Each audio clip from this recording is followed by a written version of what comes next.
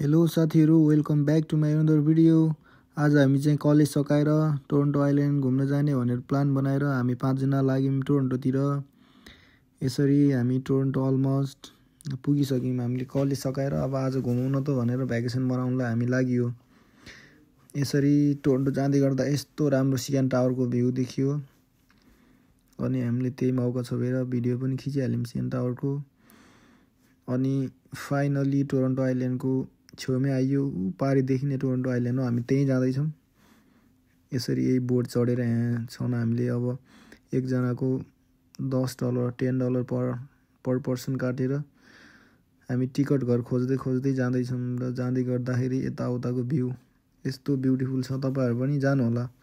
यसरी टिकट घर पनि पुगियो र हामी 5 जनाले टिकट पनि काटियो, $50 प्लस ट्याक्स। त्यसपछि जहाज चढ्यो हामी टिकट काटेर। यति राम्रो देखियो जहाज चढेर र जहाजमा हामी रमाउँदै साथीहरु यसरी भ्यू हेर्दै गइयो। तपाईहरु पनि जानु होला यसरी टोरन्टो आइल्यान्ड समय मिलाएर।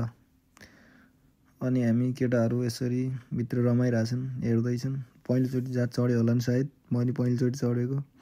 यसरी पुगियो हामी टोरन्टो आइल्यान्डमा। यति बवाल, यति राम्रो।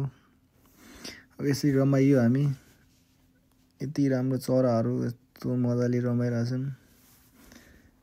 हाम्रो साथीहरु पनि चरा हेरेर रमाइराछन्, कतातिर छन्। अनि म चाहिँ भिडियो बनाउँदै साथीहरु आइसके। यसरी फेरि बीचमा गएर बीचमा पनि रमाइलो गर्यो। अनि भोक लाग्छ भने खानेकुरा लिएको, खानेकुरा पनि अब फुकाइहाले केटाहरुले। अब यसरी खानेकुराहरु पनि, पानी खानेकुराहरु पनि धेरै भयो। खाँदै गर्दा सनसेट भइहाल्यो। अब हाम्रो सनसेट पनि यति राम्रो देखियो, यति राम्रो। त्यही भएर केटाहरुले यसरी फोटो खिचेर सनसेटमा रमाउँदैछन् यसरी।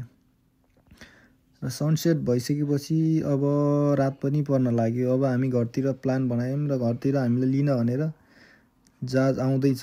गर्दाखेरि एउटा जहाज पनि आयो भने यस्तो बवाल देखियो।